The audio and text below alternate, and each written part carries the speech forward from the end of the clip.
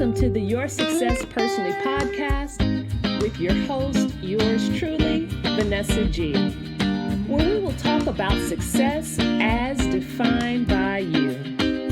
Here, we don't look at the playbook of others to bring you down.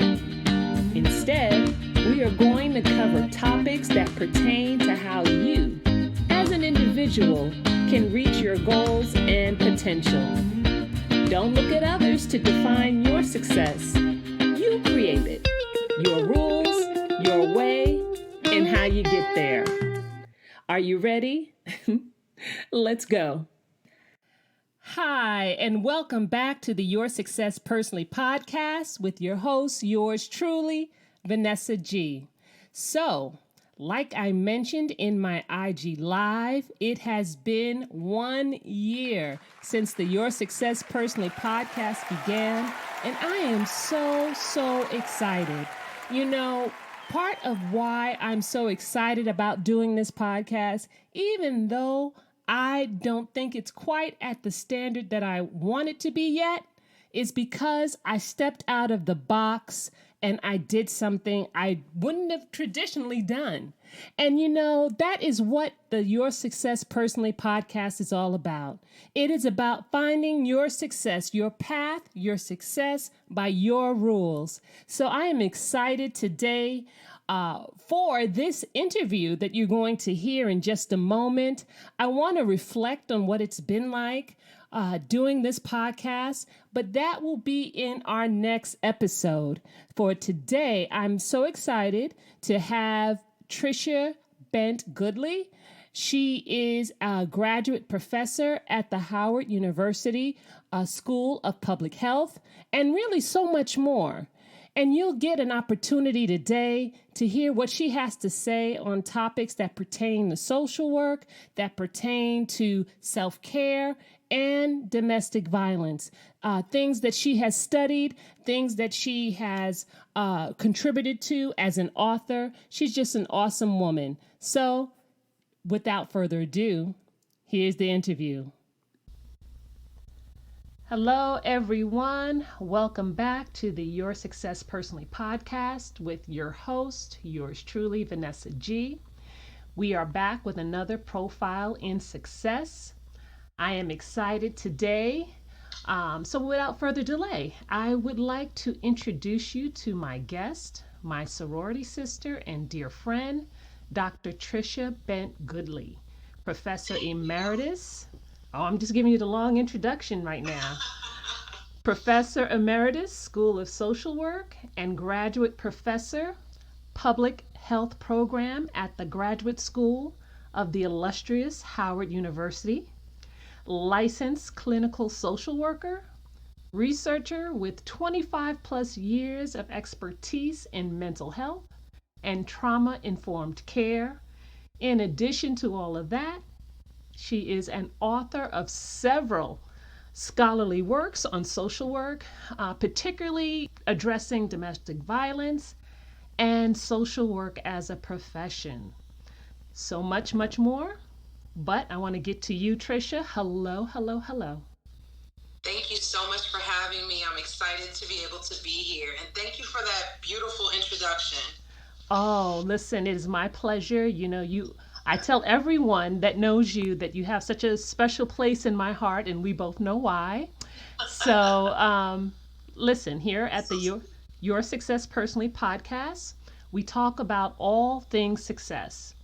And oftentimes people have a limited view of what success is. So I'm happy that you did and had an opportunity to take time out of your very busy schedule to talk to us today.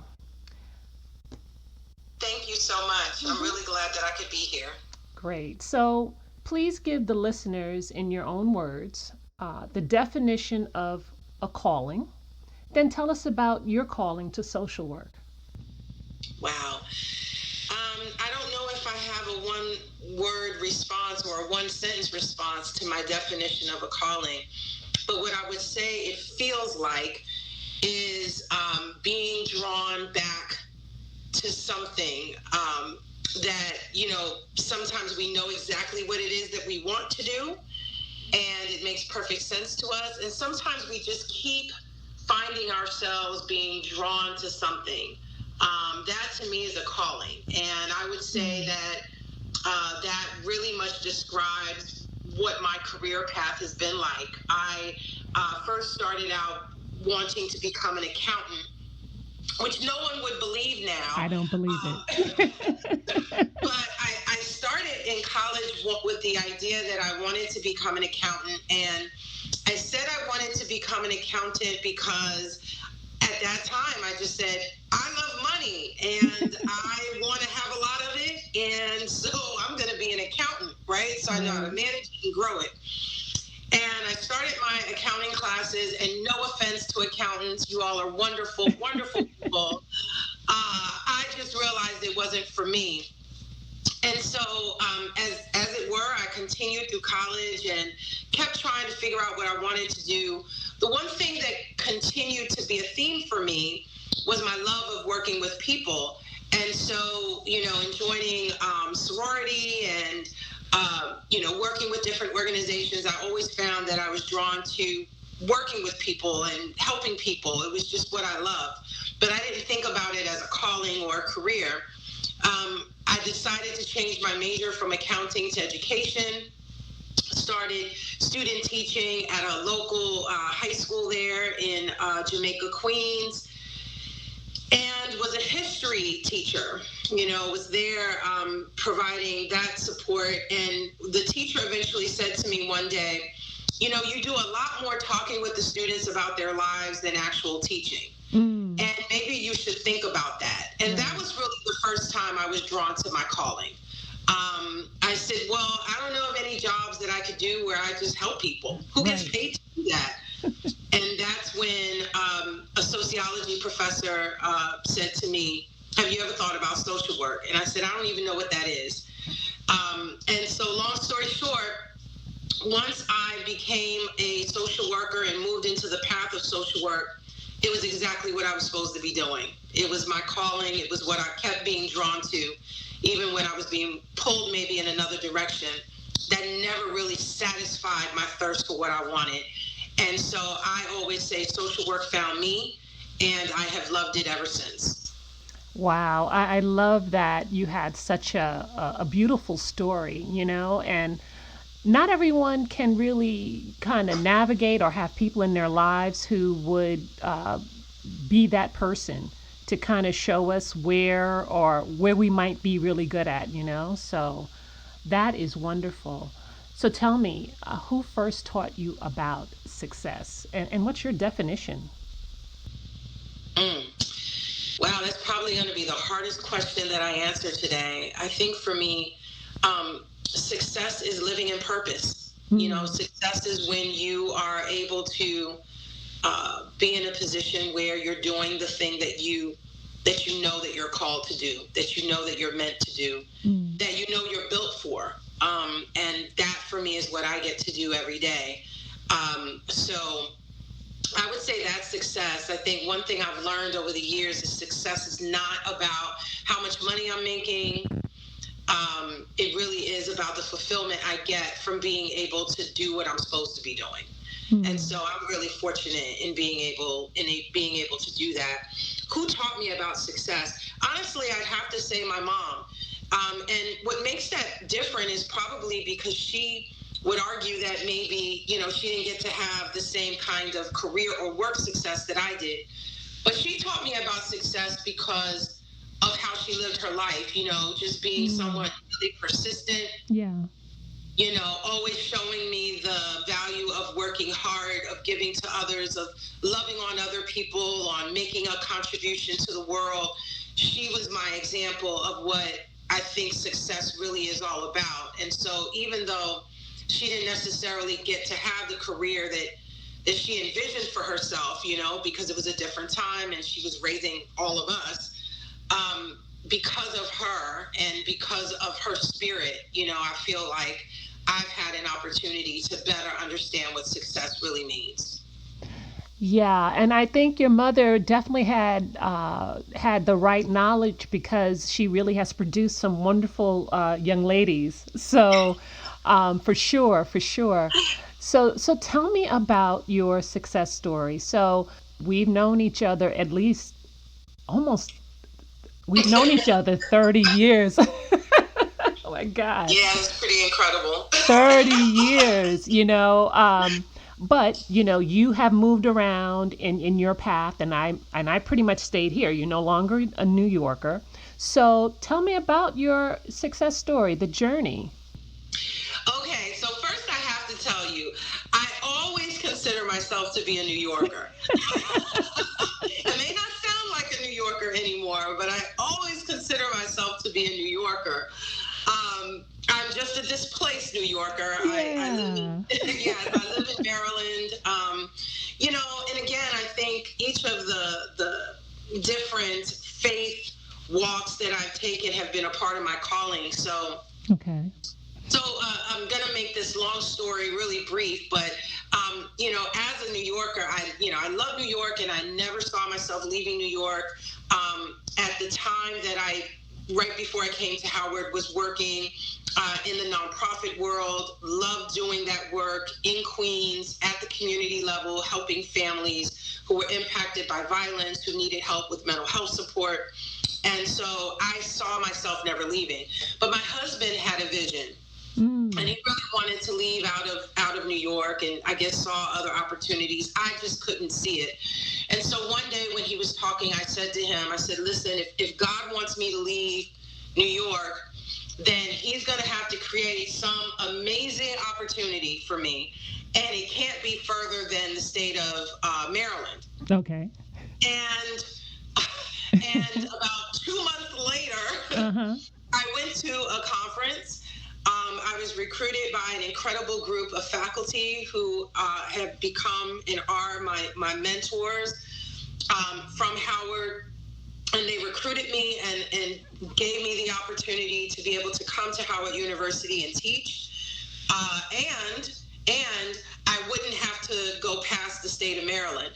So I always say to people, be careful of what you throw out to God, because when it's in his plan, things begin to move. And so within a very short period of time, we moved down here to Maryland, and I began teaching at Howard and spent 23 years there in the classroom, both as an educator, teaching young people about social work, how to go out and practice and become social workers, growing young people, loving on them, whether they were undergraduate students I had a chance to work with, or my own graduate students and doctoral students. So I spent a career there of really trying to get more academics in the professorate who both appreciated the Black perspective and lived the Black perspective.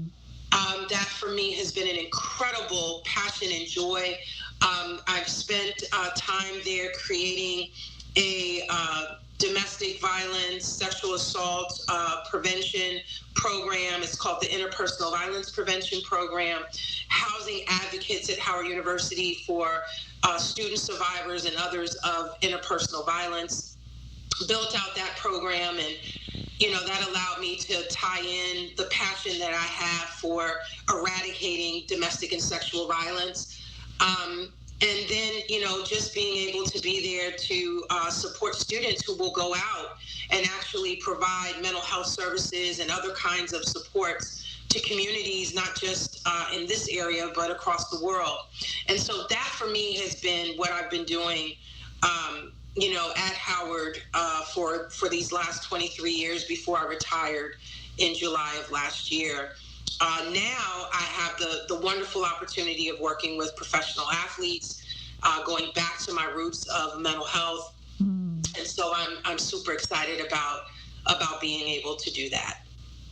That is simply amazing. And, it's interesting, as you mentioned in your history, how you didn't even know what social work was, and you really, once you had realized what your calling was, and sounds like you pursued it with passion.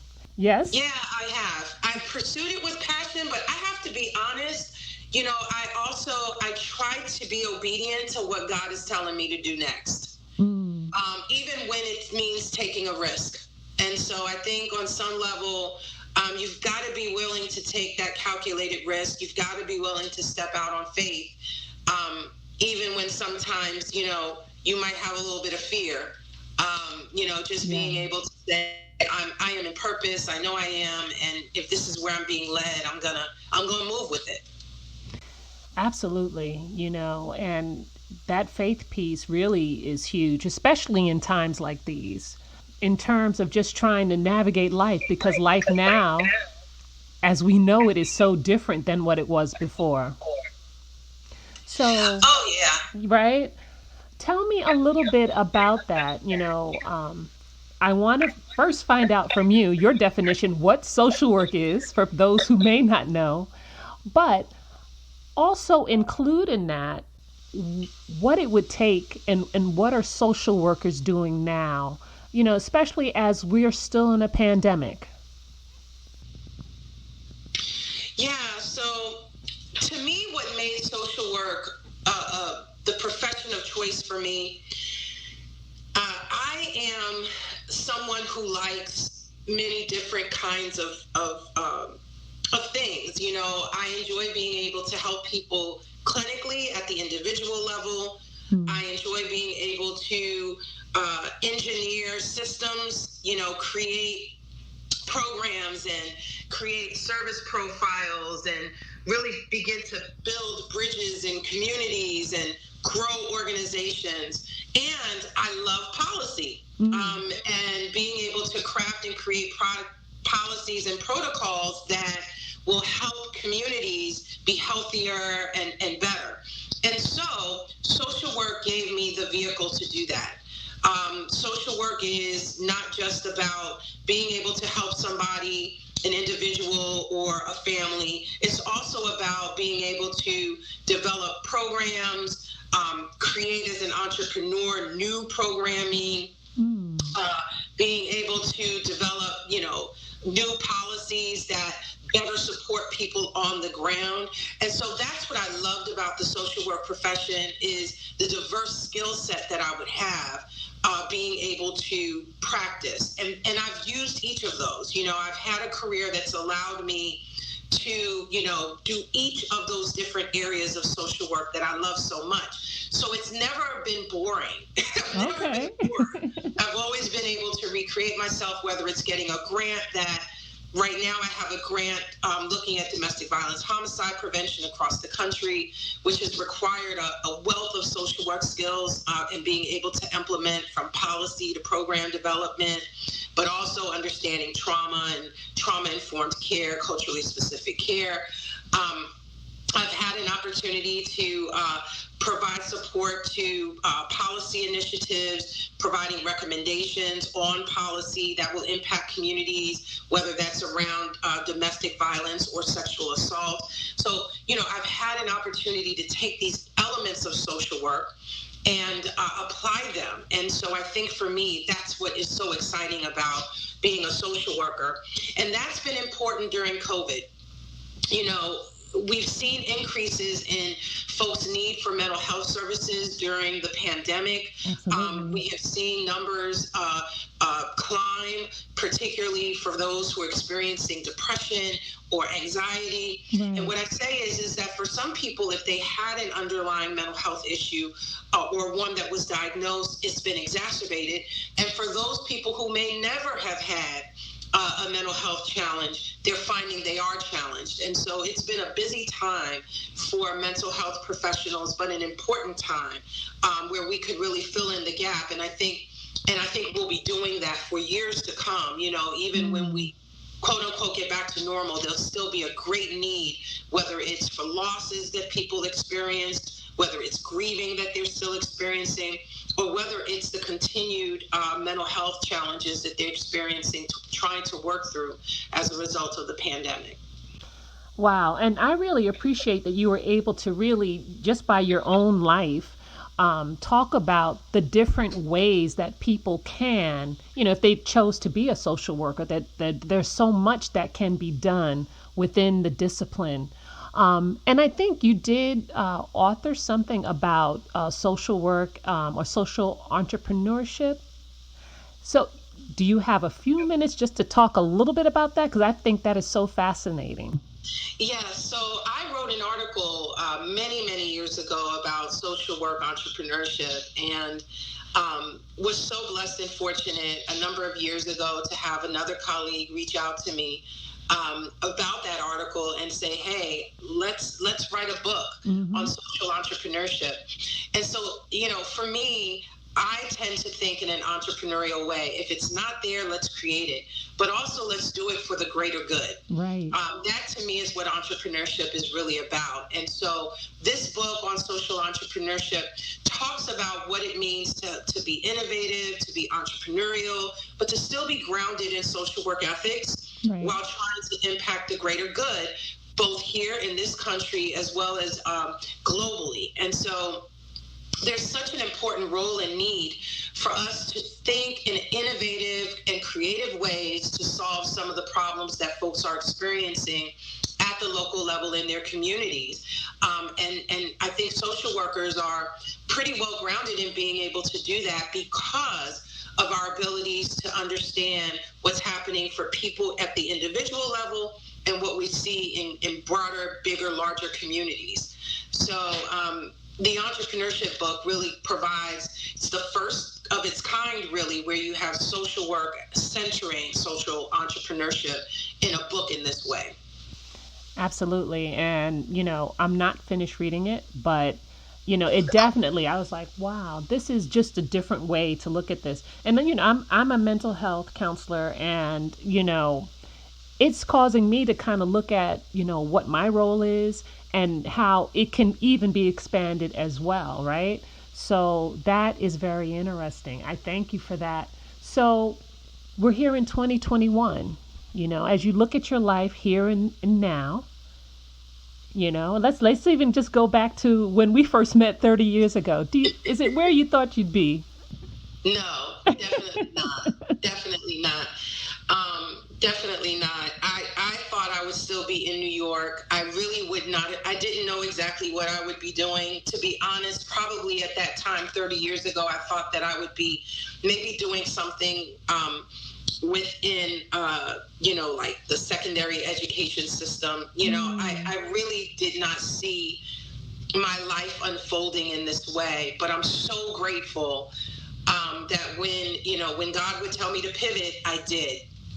And when he said, don't do it because you're trying to make money. And I know that I keep saying that, but I think it's so important. I've never chased money. I've always really looked towards what is my contribution? Am I supposed to be here? What can I offer? What can I leave behind for someone else? And I found that, I've done well. I've been fine. And being able to still support really my passion and my calling, which is to help other people.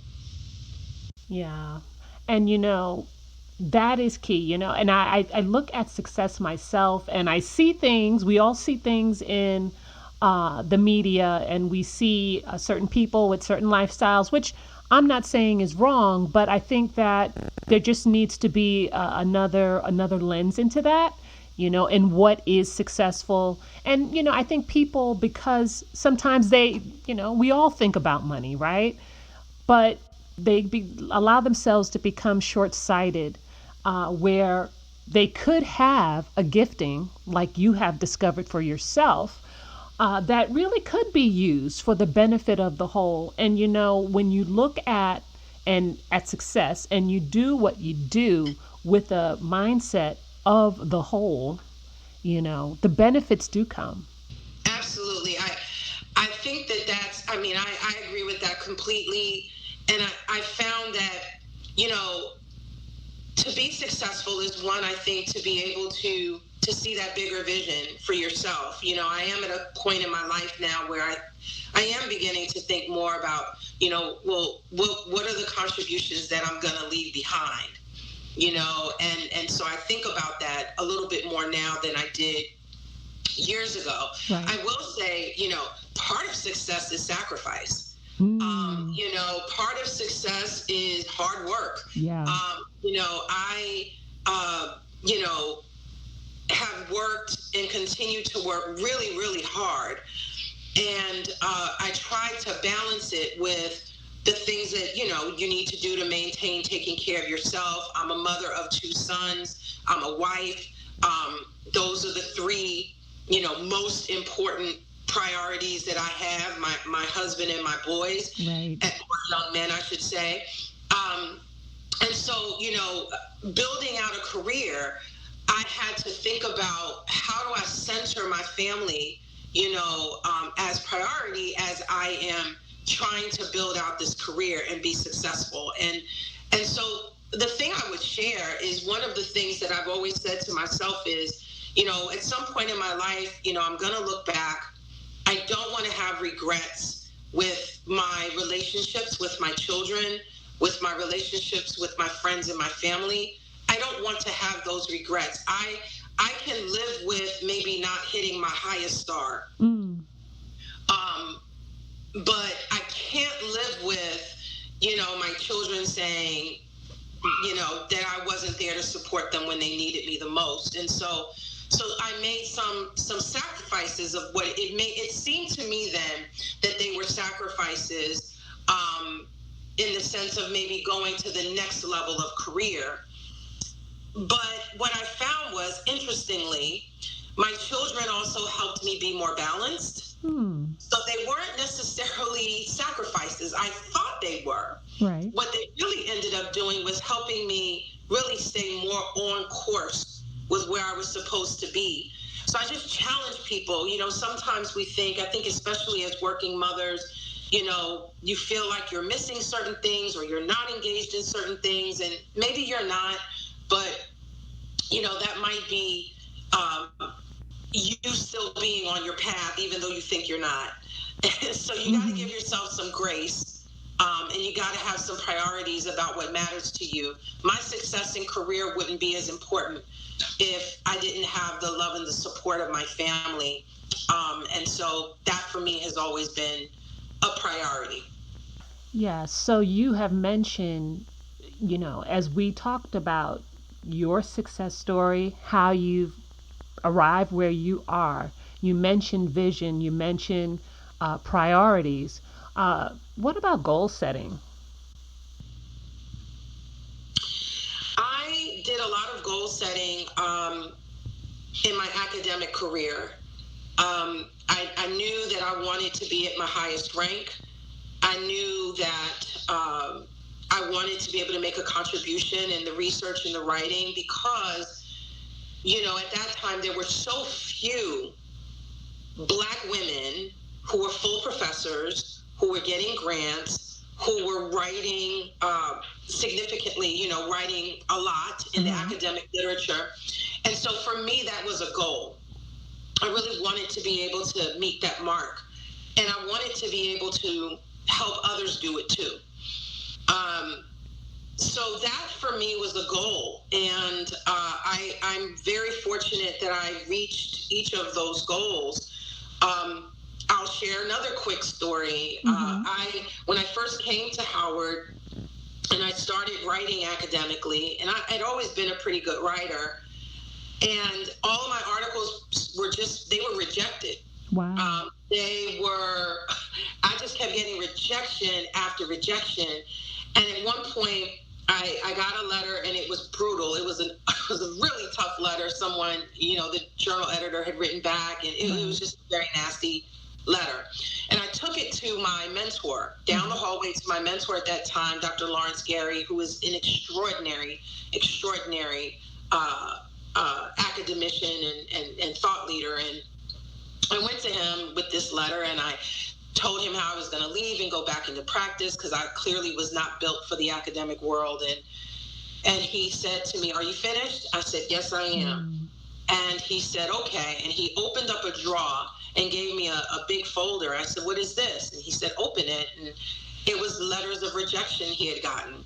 And he said, "Tricia, if you're going to be successful, you have got to be able to take these letters and move forward. You know, you've got to be able to deal with rejection. You've got to be able to manage it. It's not about you. What do you need to do to get this right? And I thought long and hard about what he said. And I went home, and my husband and I were talking about it. And he said, anytime I've seen you be successful with something, you always had a plan. I said, you're absolutely right. So I developed a plan. I started working the plan. And before you knew it, my articles were being accepted. My grants were being accepted. My career started to move forward. It wouldn't have happened without the rejection. It wouldn't have happened without having heard no and me having to battle back. Right.